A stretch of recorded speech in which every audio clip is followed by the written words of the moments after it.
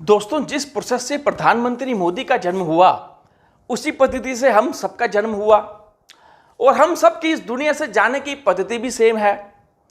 लेकिन जब अब ये प्रश्न उठ रहा है कि मोदी जी बूढ़े हो चले हैं, कुछ देर के बाद वो 75 साल के हो जाएंगे, अगर वो प्रधानमंत्री बन भी गए तो उनको प्रधानमंत्री की गद्दी छोड़नी पड़ जाएगी।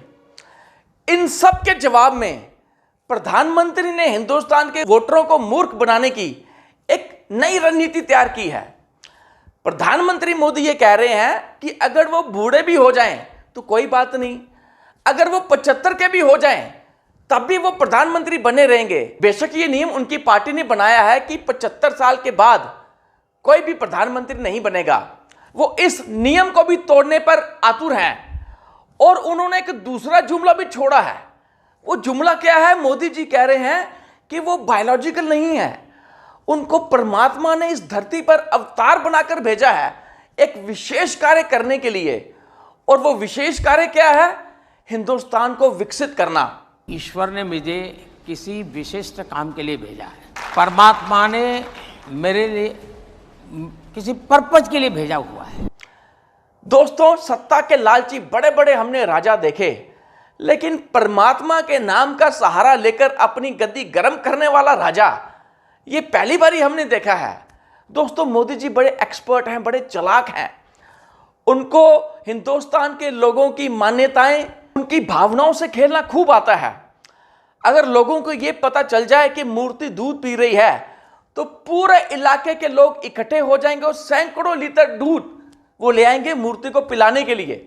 और कोरोना काल में प्रधानमंत्री ने सबसे ताली और थाली भिजवाकर यह साबित तो कर ही दिया है। दोस्तों, अगर हम संक्षेप में एक बात करें तो प्रधानमंत्री हम सबको, हिंदुस्तान की जनता को यह कह रहे हैं कि उनके अंदर ईश्वरीय ताकत आ चुकी है, जिसके कारण उनका मृत्यु और बुढ़ापे पर कंट्रोल है और उनको भगवान तब तक इस दुनिया से नहीं बुला सकता जब तक वो एक विशेष कार्य, जिसके लिए खुद परमात्मा ने उनको यहां भेजा है, वो कार्य वो कर नहीं लेते।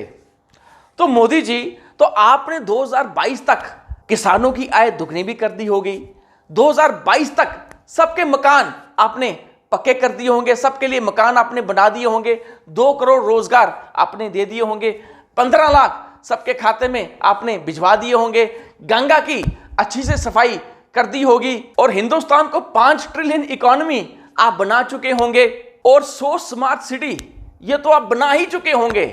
और मोदी जी, जिस तरह आप सरकारी कंपनियों को बेच रहे हैं, इन सब से तो नहीं लगता कि आप हिंदुस्तान को 2047 क्या 2447 तक भी आप इसको विकसित बनाएंगे, या आपकी भाजपा इसको विकसित बना सकती है अगर वो 2047 या 2447 तक भी रहे। लेकिन हां, गोदी मीडिया द्वारा आप ये जरूर आज ही कह सकते हैं कि हिंदुस्तान विकसित बन चुका है, क्योंकि पिछले 10 सालों से गोदी मीडिया आपके इशारों पर नाच रही है और ये सब तो वो कर ही रही है। दोस्तों, जिस तरह भगवान राम का जन्म त्रेता युग में हुआ, भगवान कृष्ण का जन्म द्वापर युग में हुआ, लेकिन इस कलयुग में मोदी अपनी सत्ता को अमृतकाल कह रहे हैं। मोदी कलयुग में अपनी सत्ता को जबरन अमृतकाल कह रहे हैं, अमृतकाल वो घोषित कर चुके हैं।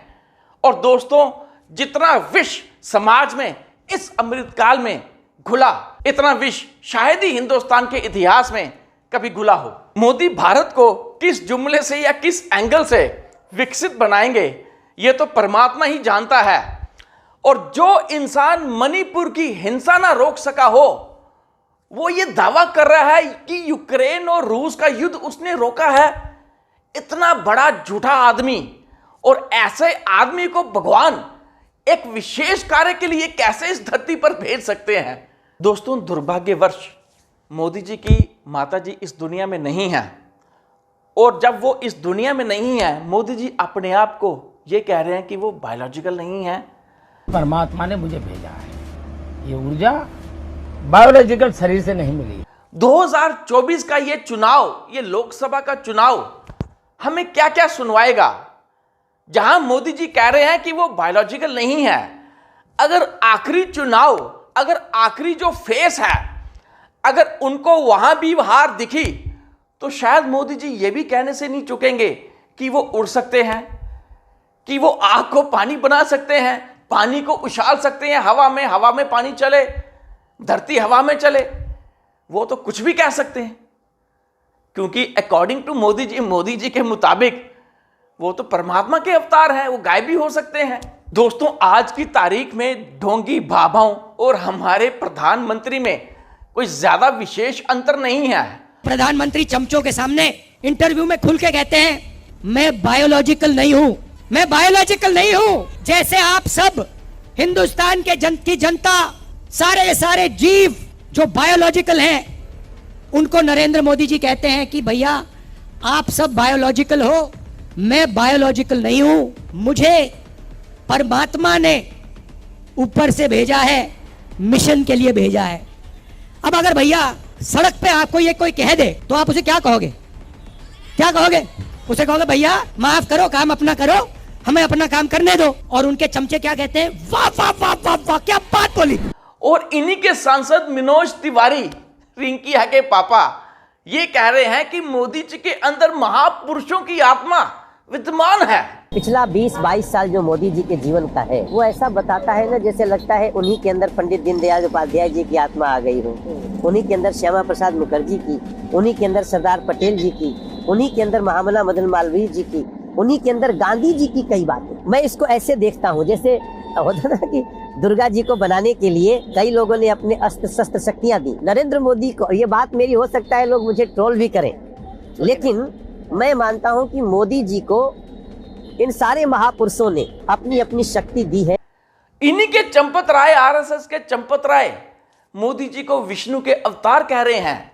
प्रधानमंत्री इस देश के भगवान विष्णु का अवतार है। दोस्तों, शायद इन्हीं स्टेटमेंट्स के बलबूते मोदी जी को भी शायद ये लग रहा है कि वाकई में वो परमात्मा के अवतार हैं, तभी वो कह रहे हैं कि वो बायोलॉजिकल नहीं है। दोस्तों, प्रधानमंत्री चिंग चिंग कर ये दावा करते हैं कि दूसरों को भी मौका मिलना चाहिए, लेकिन खुद की वो गद्दी नहीं छोड़ना चाहते। वो गद्दी से ऐसे चिपके हुए हैं मानो उनके प्राण उनकी गद्दी में बसे हों, जैसे वो शैतान की जो आत्मा थी, जो प्राण थे, तोते में बसे हों। शायद यही कारण है कि वो हिंदुस्तान की धार्मिक भोली भाली जनता को मूर्ख बनाकर उनकी आंख में धूल झोंकर और अपनी गद्दी से चिपके रहने के खातिर वो ये कह रहे हैं कि परमात्मा ने उनको यहां भेजा है। दोस्तों, आज के लिए इतना ही। आपका बहुत बहुत शुक्रिया। अब आप ही डिसाइड करें कि मोदी जी वाकई परमात्मा के अवतार हैं या इलेक्शन जीतने के लिए, तीसरी दफा प्रधानमंत्री बनने के लिए हमारे हिंदुस्तान की भोली भाली जनता को मूर्ख बना रहे हैं, उनकी आंख में धूल झोंक रहे हैं। आपका बहुत बहुत शुक्रिया।